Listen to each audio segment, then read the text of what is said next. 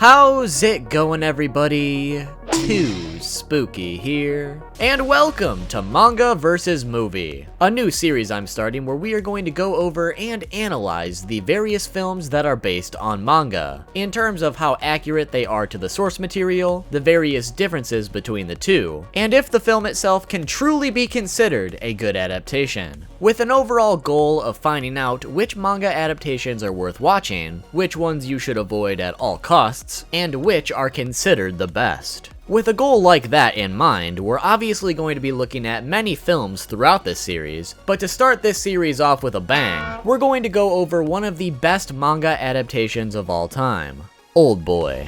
Before we actually get started, there's a few things that I need to clarify. First off, this video will contain major spoilers for both the film and the manga. Normally, I'd say that if you don't mind spoilers, well, feel free to continue. However, I must stress the fact that if you have not seen Oldboy, please click off of this video immediately and go watch it first. Oldboy is by far one of the best revenge films ever created, with one of the most surprising twists in film history. So please heed this warning and go watch the film before watching this video. I promise you will not regret it. Oldboy is also free to watch on Vudu right now. Not a sponsor. So there's literally no reason for you not to go and see it if you haven't already. The manga, on the other hand, is certainly interesting, but personally I wouldn't recommend reading it, and I'll explain why throughout the video. But regardless, take note that there will be major spoilers for the manga as well. Finally, my pronunciation is complete garbage, so I'm definitely going to mispronounce multiple names and phrases throughout the video. But with those various warnings out of the way, let's find out the differences between the Oldboy manga and movie in our first installment of Manga vs. Movie.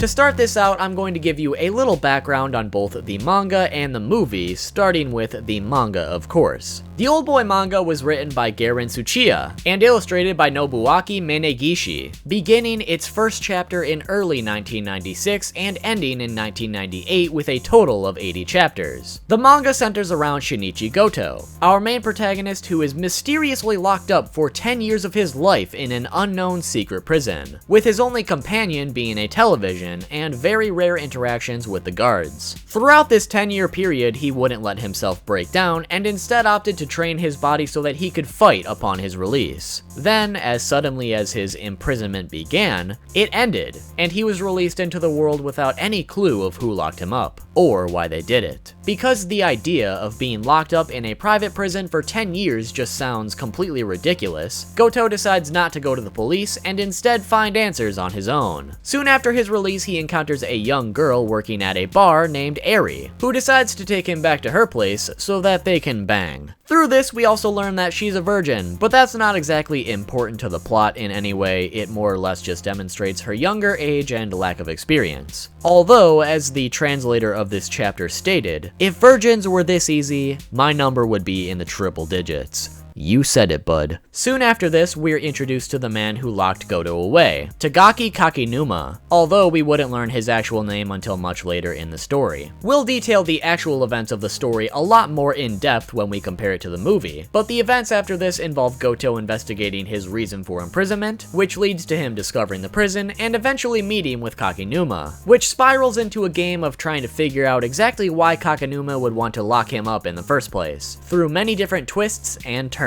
involving multiple other characters and emotions along the way. The Oldboy film, based on the manga, was adapted, co-written, and directed by South Korean filmmaker Park Chan-wook, as the second installment of his revenge trilogy in 2003. The film centers around our protagonist Odesu, who is played by Choi Min-sik, and based on Shinichi Goto. Because the manga and film counterparts are named differently, for that reason, I just wanted to clarify that I will be referring to each character by their film names throughout the rest of this video as to not cause any confusion confusion on which characters I'm talking about. An interesting thing to note about this name change would be the fact that the name Odesu is based on Oedipus from Greek mythology. And if you're familiar with that story and the story of Oldboy, you'll know exactly why that naming inspiration is a perfect parallel. In the film, Odesu is also mysteriously locked up, however this time for 15 years in an unknown secret prison, with his only companion being a television with rare interactions with the guards once again. After a grueling and difficult adjustment to his new isolated lifestyle, he then began to train his body so that he could take revenge once he finally got out, also planning a way to do so the entire time. Odesu is then suddenly released into the outside world out of nowhere and begins his quest for revenge. Soon after, he meets a young girl named Mido, who is played by Kang Hae-young, at a restaurant or sushi bar, and he eats a living squid right in front of her before passing out, which somehow convinces her to take him under her wing and help him get back on his feet. Mido would then help Odesu locate the whereabouts of his daughter, who is out of the country, and also help him locate the restaurant, which would eventually lead him to the prison that he was kept at. After his assault on the prison and its goons, we would be introduced to our antagonist and the individual who had Odesu locked up, Lee Woo-jin, who was played by Yoji Tae. Soon after, he would give Odesu a little game to play, which would involve finding out who Woo-jin actually is and why he locked him up, with a time limit of 5 days to find the answers. If Odesu is able to solve the mystery, then Woo-jin would kill himself. If Odesu fails, then Woo-jin would kill Mido, leading to one of the biggest twists of film history. For this portion of the video, we're going to be detailing the important details and plot points of both the manga and movie, to compare the similarities and differences from each, along with a lot of the minor details sprinkled in as well. Once again, this portion in particular will contain major spoilers, so if you haven't seen the Oldboy movie, I once again implore you to do so. And this will be your final warning. In both renditions, we begin with Odesu's imprisonment. However, the movie takes a different path with these events. In the manga, we start right out of the gate with Odesu in prison, and his release within the first chapter alone, whereas the movie begins with Odesu out of prison already, holding a man over the edge of a building by his tie, telling him that he wants to tell him his story. What an epic way to start a movie. We then get a flashback of Odesu before he was imprisoned, being a drunken buffoon at a police station, which gives us a look at how Odesu is a very irresponsible guy, even when it comes to his family. No Jo-hwan, his friend played by Ji Dae-han, would then come to pick him up from the station and take him home. His friend is also a character in the manga, but he appears a bit later. At a phone booth, Odesu calls his wife and daughter to let them know that he'll be there soon with his daughter's present, as it is her birthday. He then gives the phone to Jo-hwan and soon after completely disappears. We then cut immediately to Odesu in this private prison 2 months later, greatly showing us his collapsing mental state, as he frantically struggles against a guard to find out why he was imprisoned in the first place, but to no avail. We then see that Odesu is basically on the verge of complete insanity when the room is gassed. The gas in turn forces him to fall asleep. While he's asleep, he of course doesn't know what happens to him, but during these times, people enter his room and clean up, while also cutting his hair. In the manga, while this doesn't happen in the very beginning, we are eventually shown a flashback of Odesu struggling to adjust at first, however he does get used to his prison lifestyle rather quickly. There is also no use of the gas in the manga, but Odesu does get regular haircuts by handcuffing himself while someone enters the room to do it. Overall though, in the manga, the time shown of Odesu's prison life is very short-lived, while the movie on the other hand really highlights this portion to really show the struggles that he went through over the course of his imprisonment. After the gas scene, we learn that a year has passed since his disappearance from the television, along with the fact that Odesu's wife was recently murdered, with Odesu's DNA being found at the scene, meaning that he was framed. This was because while asleep from the gas, the people who entered his room took some of his DNA, along with objects that he touched to make it look like he committed the murder by leaving DNA and fingerprints at the scene. The news of his wife's murder literally throws Odesu off the deep end into a full mental breakdown. breakdown, which leads him to attempt to take his own life. However, someone from the prison saves him. These events never occurred in the manga, as Odesu is not married and therefore does not have a wife to murder. More on this later, but these events greatly show why Odesu is a completely different character in both the movie and manga, but with a few similarities. As upon his release, the manga counterpart only wants answers as to why he was imprisoned, whereas the movie Odesu also wants answers, along with a bloody revenge. After attempting to kill himself a second time as the years pass, Odesu decides to reflect on all the people he's wronged in his life. However, because he realizes his wrongdoings are a seemingly never-ending list, he's unable to come to any conclusion as to who would hate him enough to lock him up for all this time. However, no matter who it was that did this to him, he was ready to get his sweet revenge. So he began rigorously training his body day after day to both get himself in shape and improve his fighting skills so that he could effectively exact his revenge. It took him 6 years to get to this point. After this, he spent the remaining 9 years training his body, and using chopsticks from his meals to carve a hole in the wall, Shawshank style, so that he could escape.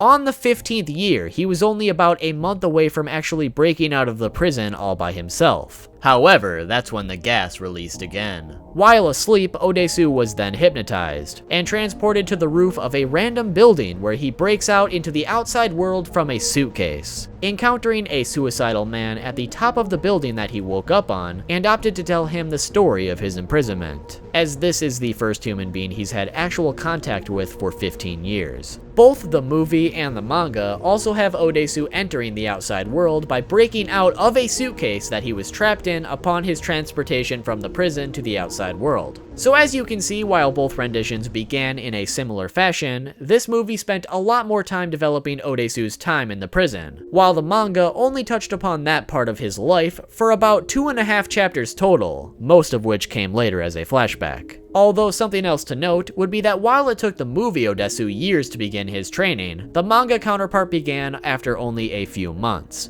The movie also has more stakes, as Odesu's wife was murdered, leaving him as the only suspect, making it so that he cannot go to anyone once he's in the outside world, further isolating him, even in freedom. Whereas the manga counterpart of Odesu simply chooses not to go to the police or anyone else because his story just sounded too ridiculous to actually believe, instead opting to try and enjoy his freedom. Either way though, the two of them were looking for answers, though one of them is also looking for sweet revenge. Another difference would be the fact that in the manga, he was only imprisoned for 10 years, while in the movie he was imprisoned for 15. Although in the movie's case, this number is very important for later. Both the manga and movie share a very similar scene where Odesu tests his combat training on some street punks, which shows him that his training did indeed pay off and that he can fight the good fight. In the manga, Odesu then goes to have a beer for the first time in 10 years, where he meets Mito, and goes back to her place to bang like I mentioned earlier. Although through this, we learn that somebody is still keeping tabs on him.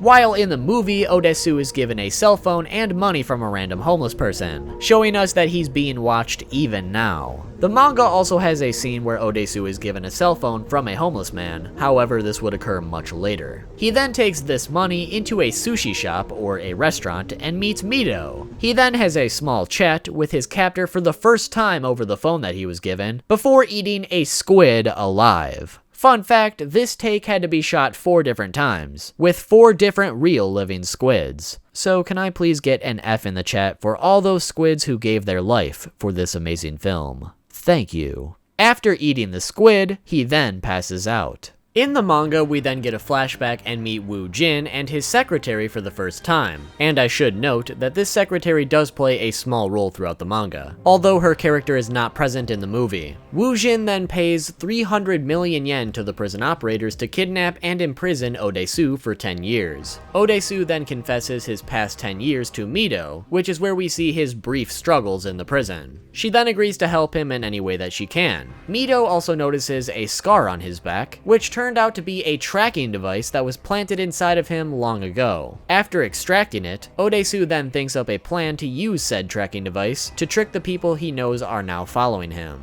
Meanwhile, in the movie, Mito brings Odesu back to her place while he's unconscious. He then tries to assault her because he's mentally insane and hasn't touched a female in 15 years at this point. However, she forgives him and explains that she'll sleep with him at a later time when she's ready, because she does like him. So already Mito is a lot more classy than her manga counterpart. Having read Odesu's diaries while he was asleep, she immediately agrees to help him on his quest. The manga strays off path for a little bit, showing us that Odesu is still being watched, and during this time Odesu gets a construction job so that he has money and a place to live, and can therefore re-immerse himself back into society. However, he's still searching for answers the entire time. Both the manga and the movie share a similar sequence, where Mito helps him search for the prison based on a single clue, which was the same Chinese food that Odesu was fed every single day in prison. Since he had it every single day, he knew that he would be able to tell the taste immediately, and once he accidentally got a piece of text in his food that read the Blue Dragon. So Mito and Odesu go to each Blue Dragon restaurant in their area and come up dry. However, Mito then realizes that there is another restaurant called the Purple and Blue Dragon, meaning Odesu likely only found part of the text. In the movie, Odesu figured this out himself.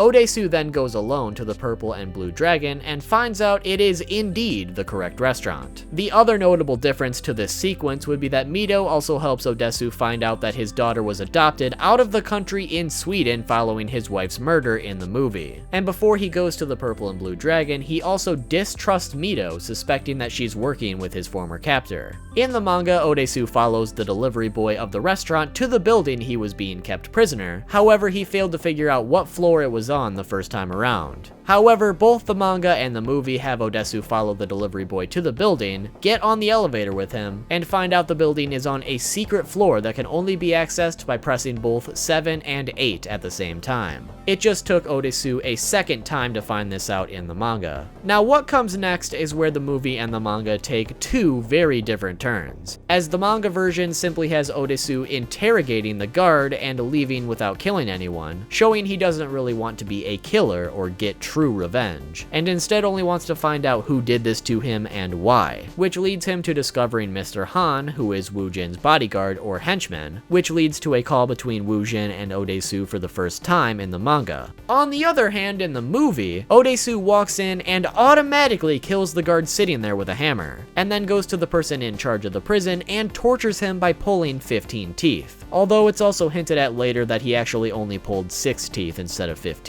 This then leads to the infamous hallway scene, where Odesu takes on countless goons in that small hallway, all in one take. He does take plenty of hits, but at the end he still ends up coming out on top. Obviously, this scene was not present in the manga at all. After leaving the prison heavily injured, but victorious, he reflects on the monster he has chosen to become for revenge, wondering if he can ever return back to just Odesu once it's all over, before collapsing in the street and being saved by a random man who happens to be none other than Wu Jin. After waking up back at Mito's all patched up, he then listens to a tape he took from the prison operator, learning that his big mouth has something to do with his imprisonment. He then goes to meet up with his friend Zhou Huan from the past, who now owns an internet cafe, in hopes that maybe he can figure out whose voice that could be. Knowing Odesu's past with women, and their husbands alone for that matter, he wasn't of much help, but figured it could be someone closer than they think, which leads to Odesu accusing Mito of being a spy of sorts. Zhou Huan then gives Odesu an address that the email they recently received was linked to, leading Odesu across the street to meet Wu Jin and his bodyguard face to face. Wu Jin gives Odesu 5 days to figure out who he is and why he would want to imprison him. If Odesu figures it out, Wu Jin would kill himself. If Odesu fails, Wu Jin would kill Mito, because his goal is to kill every woman he would ever love. Odesu's thirst for revenge almost pushes him to kill Wu Jin right then and there. However, if he were to do that, he would never find out what he did to get himself imprisoned in the first place. And although revenge is his end goal, his curiosity would still get the best of him.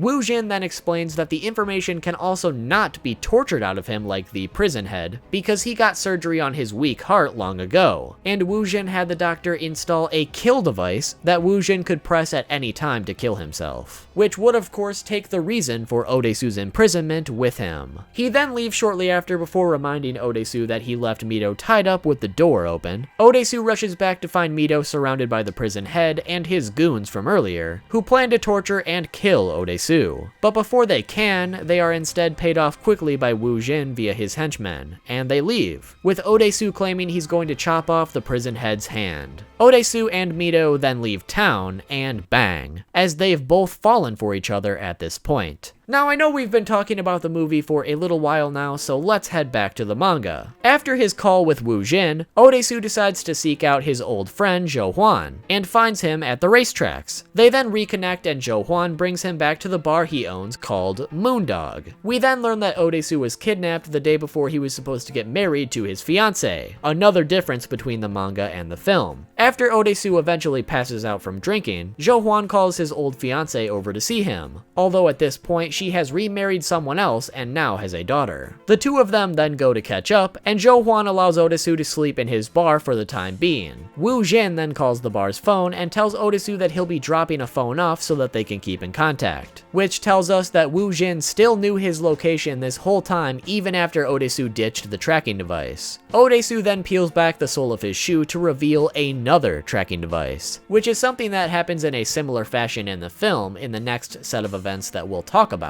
and that homeless guy we mentioned earlier shows up to give him the phone. After another call with Wu Jin, Odesu is suspecting a meeting with Wu Jin, but ends up being led to Mito. He and Mito then reconnect, and this is where we get some development of Odesu's character, mainly that he wasn't really happy with his previous life, and even found his imprisonment and therefore new freedom as a new beginning. However, he still proclaims that he will have some sort of revenge, though he will not lose his mind in the process. Quite the opposite of our movie counterpart at this point. Odesu then decides to ditch the phone he was given, which is his only link to Wu Jin, and his only chance of finding out the truth based on the rules, which quite frankly means that he is juggling the chance of giving up on revenge entirely, or merely switching to the one controlling the game, which leads him to enjoy his freedom some more, before entering this weird boxing subplot as a way to contact the Yakuza and get information on the person who locked him up. However, this would only lead to Wu Jin hiring some lady to drug him with a muscle relaxant and forcefully take him to the person he was looking for this entire time. That way Odesu wouldn't have any link to the Yakuza. The guy he was looking for gives him a lead to Wu Jin's name, although the name is merely an alias at this point. And the reason Wu Jin brought the man he was looking for to him was simply because the game was supposed to be specifically between the two of them with no outside sources. The lady who drugged him then takes him back to the Moondog and mentions hypnotism for the first time,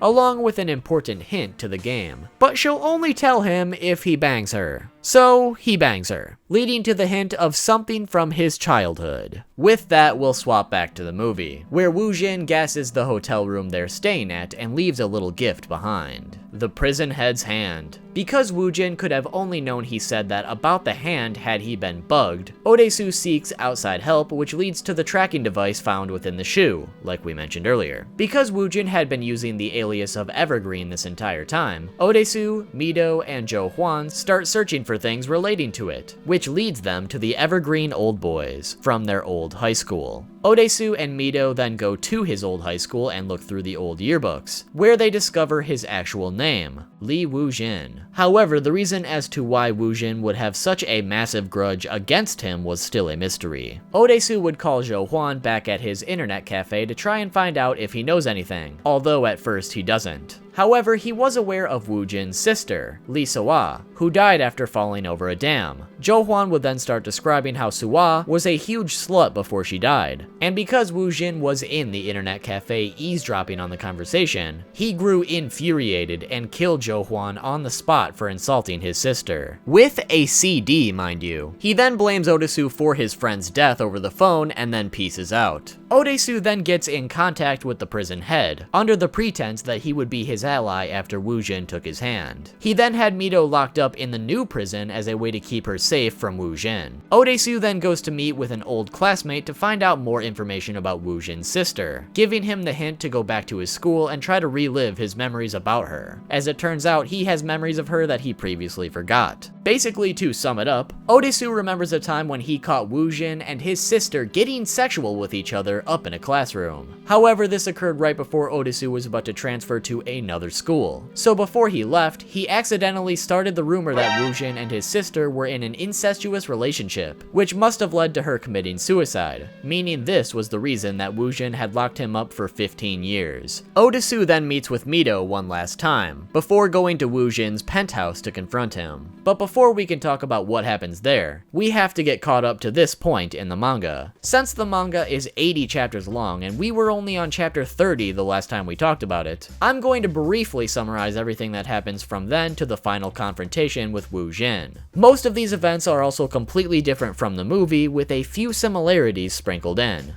Odesu sends Zhou to his father's house to get yearbooks from his childhood, while Odesu's parents were never in the movie. He visits his old high school similar to the movie, however he doesn't remember a single thing and just leaves. After more self-reflection with Mito, we learn Odesu thought of himself as somewhat of a criminal or just a naturally bad guy. Because Woojin was spying on him this entire time, we also learn that Woojin had plastic surgery after a car accident, and thus looks like a completely different person from his childhood. Although in all honesty, he really doesn't look that much different. Woojin then goes undercover at the Moondog with his secretary and eventually confronts Odesu face to face, which is where we learn Odesu truly wants to know the reason why he was locked up instead of killing him right there. This eventually leads to a cruise with Woojin, his secretary, his bodyguard Zhou and Odesu, where we learn that Woojin locked Odesu up for something unrelated to gay feelings. No homo, bro. What the fuck, bro? Which instead involves a personal grudge, and reveals that they were classmates. Woojin then proposes a game, where the winner lives and the loser dies. If Odesu figures out why Woojin locked him up, then Odesu wins. If Woojin has to explain everything, Woojin wins. Woojin then hires a literal referee to make sure that Odesu is following the rules of the game while also giving him helpful hints. And it's just about as ridiculous as it sounds. Odesu eventually seeks out his old teacher who became an author for help, which leads them to pin down who Woojin was within their class. However, Odesu has no memory of ever talking to him, let alone doing something bad enough to him to cause his imprisonment. At this point in the manga, things really start to slow down, as most of it can be described as simple as this. Odesu, you just need to remember. Oh, I can't remember. Odesu, you just need to remember. I told you, I can't frickin' remember. Odesu, you just need to remember. For the love of God, I just can't remember! And let me just say that is a very accurate representation of the manga at this point. But to touch on the actual details, the teacher's booking agent, who was basically providing her with immense monetary gain this entire time, was actually just Woojin in an old lady costume pulling the strings. Yeah, you heard that right. I don't even want to say any more. Excuse me, it's ma'am. It is ma'am.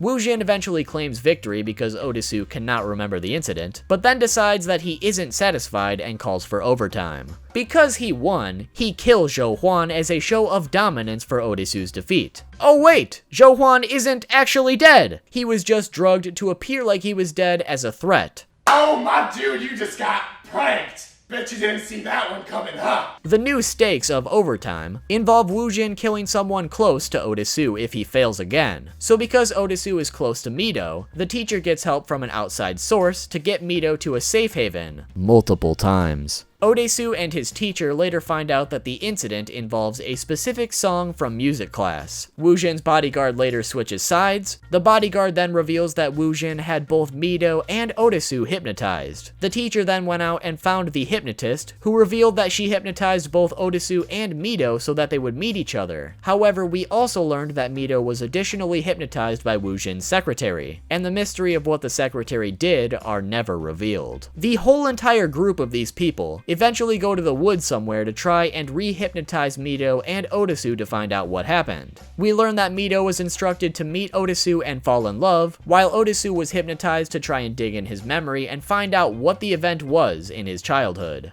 After leaving the group and reflecting on his own, he went to confront Woojin alone for the final time. Now that both the manga and the movie are at the same final confrontation, let's look at the differences of how they played out. In the movie, Odesu confronts Woojin in his penthouse, where his bodyguard and some goons are also present. Odesu then proclaims that he figured out the truth and he knows that Wu Jin was in an incestuous relationship with his sister. He was the one who started the rumors which led to her death, and Wu Jin hypnotized him to forget the whole event. When in actuality, Odesu just forgot the event ever happened, and instead was hypnotized for a different reason. Wu Jin also claims that the rumor led to a separate rumor that his sister was pregnant, which also led to a lack of periods and even her belly swelling, and that the guilt of both these rumors and the fact that she might be carrying both her child and her nephew at the same time were enough to make her end her own life. To which Odesu pointed out that Wu Jin was the one who killed her due to the photos that he took of her at the dam right before she died, hypothesizing that Wu Jin was likely just upset that he ended up killing his own sister over a false rumor, and that this hatred towards him for that reason would be understandable, which would lead to one of the biggest plot twists in film history. Wu Jin explains that he had someone hypnotize both Odesu and Mido to meet with each other, so that they could eventually fall in love. So their meeting at the beginning of the film was planned by Wu Jin from the start, and for a specific purpose. He questions Odesu on why he would set him free, and more specifically why he would set him free after 15 years of all times, then pointing him towards a purple box that he needed to open. Inside said box was a photo album, which begins with Odesu's family photo with his wife and daughter, and slowly transitioning to multiple photos of that daughter growing up into someone that we're all too familiar with, Mido. So this whole time, Wu Jin's plan was to get Odesu to fall in love and sleep with his own daughter, which, as we know, was a successful plot. Realizing what Wu Jin had done to him, he lunges at him in rage, but is stopped by Wu Jin's bodyguard, who Wu Jin ends up killing. Wu Jin then reveals that the prison head is still on his side, that he had been secretly raising Mido since she was 3, and that he had plans to give Mido an identical present to the one Odesu just received. Because Odesu is now completely defeated and doesn't want Mido to be subjected to the same knowledge as him, he begs Wu Jin for forgiveness in a very long and uncomfortable scene which involves Odesu cutting off his own tongue. Wu Jin, being pleased with the outcome of these events, decides not to show Mido and instead leaves, dropping the device to stop his heart behind him. Odesu frantically grabs the device and clicks the button, but Wu Jin does not die, and instead a recording starts playing of Odesu and Mido getting it on, showing us that Wu Jin never had a device to kill himself from the start. On his way down the elevator, we get a flashback that shows us Wu Jin was the one who did indeed kill his sister, but with her consent, and that the two of them were truly in love with each other regardless of the circumstances. Realizing that he no longer has anything to live for now that his revenge was complete, Wu Jin kills himself. Odesu then finds the hypnotist who originally hypnotized him at the beginning of the film, and asks her to remove the knowledge of these events from his mind so that he and Mido can live in peace, leaving a somewhat open ending on whether or not this actually worked, or if the hypnotist was even there to begin with. And that is the conclusion of the Oldboy film. Now, with such big stakes, and such a huge twist, obviously the manga plays out in a very similar and chaotic fashion, right? Well, if you think the answer is yes, you're unfortunately mistaken, because the end of the manga is so beyond disappointing and uneventful that it makes it not worth reading, period. Instead, in the manga, during the final showdown, Odesu reveals to Wu Jin that he figured out the reason for his imprisonment was because when Wu Jin sung that specific song in music class, the way he sang it moved him, and therefore made him understand him, and that was the true reason. However, Wu Jin claims that this isn't the case. Instead, the reason he locked him up for 10 years, hypnotized Mido into falling in love with him, and orchestrated this entire game was because Odesu started crying when Wu Jin was singing that song. Yeah, that's the reason. I still cannot frickin' believe it, but it is. Because Odesu didn't know the meaning of crying during that time, he forgot the entire event or that he even cried in the first place. But because he cried for Wu Jin's song, it showed Wu Jin that he understood his loneliness. And because of that, because Odesu cried and understood him, that was the reason Wu Jin did all of this. Oh, are you actually kidding me right now? What the fuck? This is the dumbest reason for something as extreme as a 10-year imprisonment. I just still can't believe it. Because Otisu cried during his song, Woojin blames him for the fact that he himself could have become a success in society. But Otisu's tears apparently screwed that up for him, even though he's filthy rich throughout the entire manga. I don't even want to say anything else about the manga at this point. I'm still so blown away at the fact that I read 78 goddamn chapters of this manga just to get cucked by this awful excuse of a payoff. The manga was actually pretty good until it came to this point, but it is not worth it even in the slightest. Avoid it at all costs. But basically, after this, Woojin shoots Otisu in the arm before killing himself. Then Otisu and Mito live happily ever after. That's how it ends, not even joking. Although in the epilogue, it's also implied that if Mito ever hears that specific song, she'll kill herself, meaning that's likely what his secretary secretly set up for her extra hypnosis. Except this happened in a goddamn dream sequence, so it's still a loose end that wasn't solved. Really, the whole entire purpose of Mito meeting Otisu has no merit in this manga, because there's really no point for it to have ever happened, unless Woojin just wanted Otisu to have someone he cares about. I really don't know. It doesn't make any sense. It's goddamn awful. I'm so upset. I don't know why, but after finding out the movie was based on a manga, I thought I was going to have a really good time and re-enjoy the series from a different medium. But now I'm just sitting here pissed off. Like, Jesus Christ.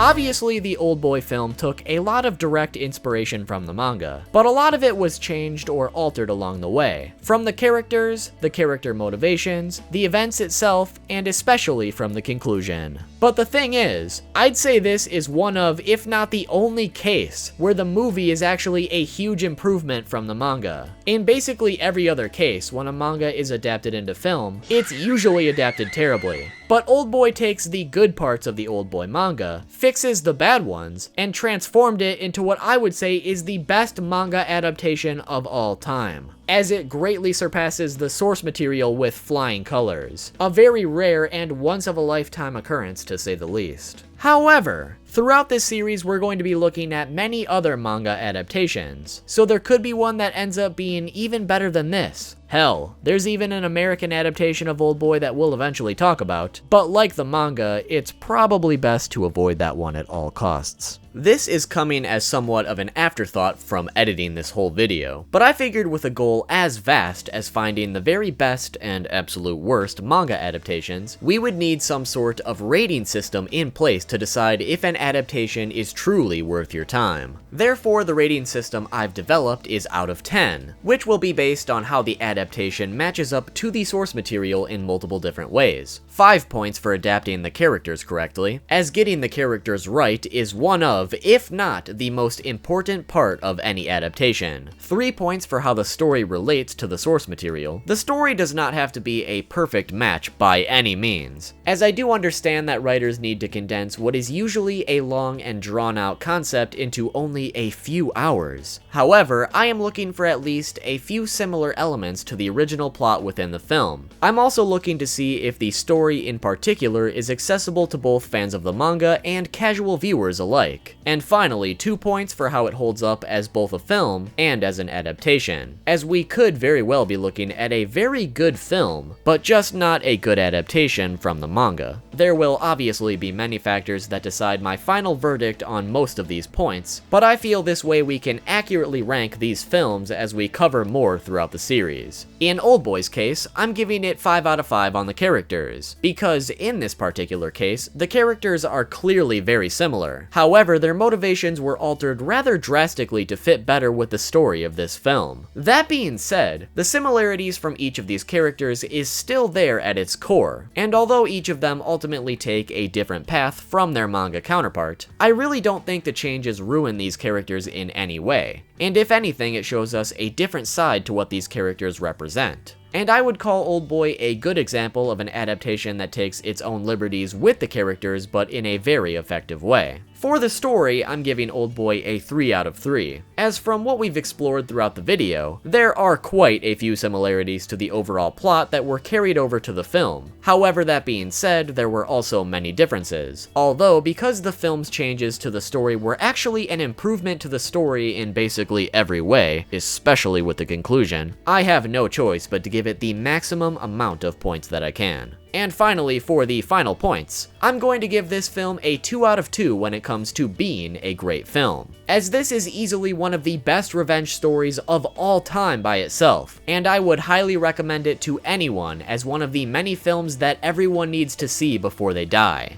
That being said, I'm also going to grant this film an additional point for actually being better than the source material in basically every way. It's virtually unheard of for any manga adaptation to be better than the manga itself. But Oldboy is truly the exception to this. So because Oldboy is an adaptation that is vastly better than the source material, I'm giving it an overall ranking of 11 out of 10, making it easily the best manga adaptation I've seen at this point. And with such a high rating at the beginning of this series, I feel it's pretty unlikely that we will find an adaptation that is on par with this one, but I'm going to keep looking regardless. So with that, we've taken a deep dive into Oldboy, in a battle of manga versus movie. There were many differences and strengths to be seen with each, but at the end of the day, the film is the clear winner of this battle. Thank you all so much for watching this video today. I do hope you enjoyed. Be sure to drop a like if you did, subscribe so you don't miss the next installment of the series, and also comment below what you thought. I'd love to hear your feedback so that I can better format this series for the future and work out any kinks that you might see, as this is the first installment after all. If you cannot get enough too spooky content, well, be sure to click here to check out some more of my videos. Thanks for watching, and I will see you all soon with the next one. Got you out of my head, I couldn't take it no more. I couldn't spend another night breaking down on the floor. I was drowning in your groove, I found my way to the shore. I was steady killing feelings that I couldn't ignore. I'm gonna get back at you for all the shit that you did. I'm gonna keep shining light